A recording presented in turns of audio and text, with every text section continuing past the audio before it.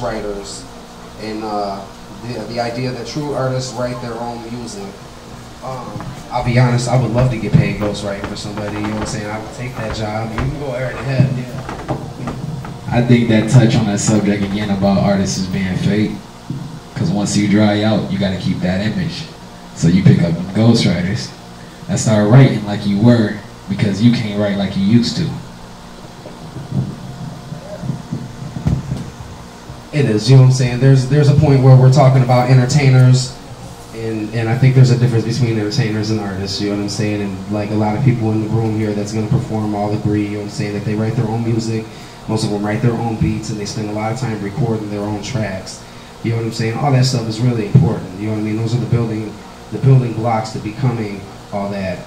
And, you know, ghostwriting, like I said, I would love to get paid to ghostwrite for you, you know what I'm saying? But I don't think that that's actually viable music for me, you know what I'm saying? We gotta be creative. Now, co-writing and things like that, that's a little different, you know what I'm saying? They're working with each other, but you're just buying music. You're an entertainer. That's like soap opera actors to me, I don't know, you know? That's just personal. And to be honest, a lot of people don't know, ghostwriting has been around since Motown. You know, a lot of them artists in Motown didn't write all their own songs. Let's be real. So, making new hits. Yeah, some people just have the vocal talent to express a song, and then other people just have the gift to actually put in the words to it. So sometimes it's just me, you know. Other times just, you know, fake people. You want Mike? I just want to say something real quick. Can y'all hear me? Yeah. Ghostwriter is a person that's writing for an artist, and that artist is trying to hide it. That's what a ghostwriter is. Like, when you talk about Motown and all that, everybody knew who wrote this song. Yeah, exactly. You know what I'm saying? So you got to be clear. That's two different things. You know what I'm saying? Everybody knows Smokey Robinson is writing new songs and all that. Then y'all got to also understand that music, especially when you're on a certain level, like Drake and all of them, a ghostwriter is like your tailor. You know what I'm saying? Like sometimes you're going to need that because that's what helps you develop yourself as an artist. If you look, man, actors, they all got different people that do things for them. They got people that dress them. They got people that, they don't pick their own clothes. You know why? Because you got people that are professionals at knowing what the public wants. And that's why when Boyz II Men needed a hit, they went and got Babyface. Babyface could not write a hit for himself like that, but he knew what they could do. You know what I'm saying? So that's what you got to do to bring yourself out sometimes. So you got to be clear as to knowing what the difference between ghostwriter and songwriter is. You know what I'm saying? Absolutely. I'm glad you came up like that because that's what we need to hear. You know what I'm saying? Like we need to hear what people know about it.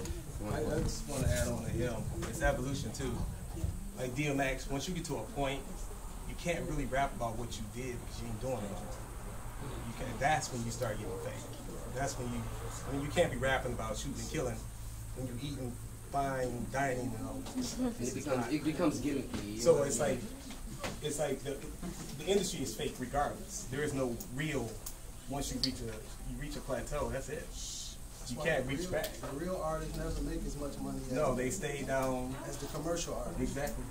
They never will. And that's. And you use the key word commercials because you know commercials is made for what the people want to consume. Right. So like the commercials is made to paint the artist in that image. Right. So when you get to that level as commercial, you really not being yourself. You're a product. You being marketed in a certain way. And that goes back with the thing we were saying earlier about, you know what I'm saying, what we're marketing, you know what I mean, and what with the content and what we're marketing, you know what I'm saying. We need to be careful about that too. Allowing people to just put whatever artists can put whatever. Yeah, we can't even hear you. My bad, I was hoping that we could all hear that. That's all, you know what I'm saying? It was a motorcycle. You know what I'm saying? The content of what we're putting on the radios and things like that and what they're allowing is the ghostwriting. And with all the ghostwriting, everybody's going with the same format. You know, that's why I like what we do. It's all different. But you know what changes that, right? The swell of the people. Like, snap music was cool back then, it's not cool now.